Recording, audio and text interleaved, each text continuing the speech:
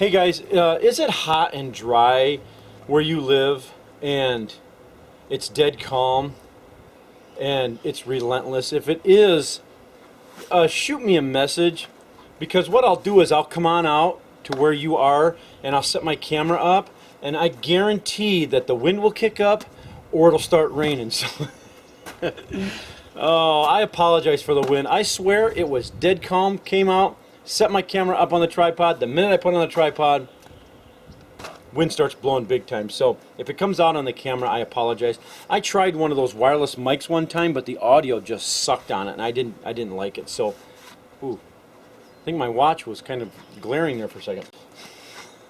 All right, so back to the reason why I was doing this video. When people talk about survival gardening, one of the questions that always comes up is, what's the best plant to have that produces long throughout the year? People always seem to want to grow things that will produce and then you harvest and then try to store them all year long. But if you're really wanting to get into survival gardening, I mean, those are great and they're wonderful to have during the summer, and then try to store them as long as you can. But perennial plants are the way to go. And one of my favorite now has become the tree collard. And this purple tree collard, I'm so impressed with this.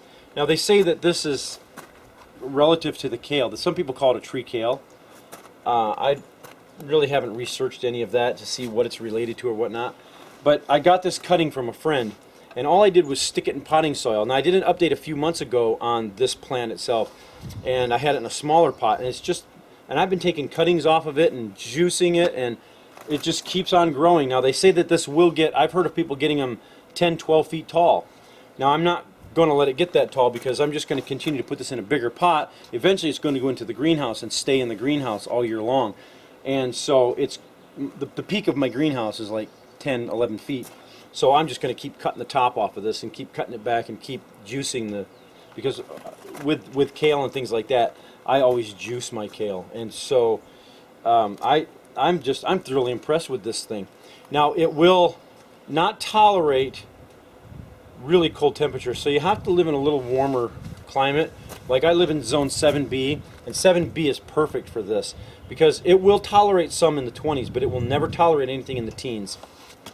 So that's really irrelevant because it's going to stay in the greenhouse. So if you have a greenhouse, if you live in a colder zone, you have a greenhouse and you can heat it when it gets really cold and put a little warmth in there, and so it doesn't get too much below freezing, then this will certainly grow well for you. It will propagate. This thing propagates. I mean, it's so incredibly easy. Now, the purple tree collard rarely goes to seed. Now, they have a green variety that I hear does go to seed more often, but even then, it's not frequent. But I've also heard that you can't really propagate them from seed because they won't grow true to the parent plant.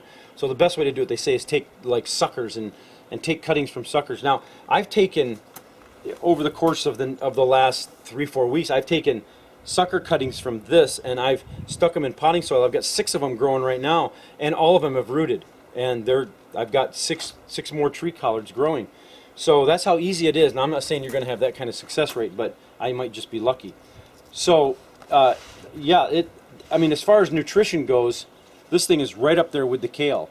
So if you're into survival gardening and growing things all year long and trying to provide for your family, then, I mean, if you take one of these plants and you want to grow it outside if you live in a warmer zone, and you want to grow this thing to 10 feet or so, and you've got 6 or 8 of these things, you're going to have greens coming out your ears. Now, I know that it's nobody wants to eat greens the whole time, but I mean, it'll sustain you. You will survive, and of course, with all your other things that you grow, I think you'll do just fine.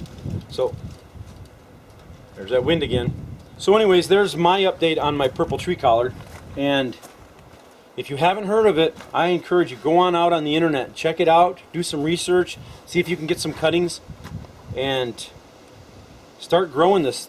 It's an incredible plant. I think you'll be thoroughly pleased. All right, well, thanks for watching, guys, and we'll catch y'all later. Be sure to stop over to growyourheirlooms.com where we have podcasts, gardening Q&A, tips on year-round gardening, survival gardening, and current projects that are going on.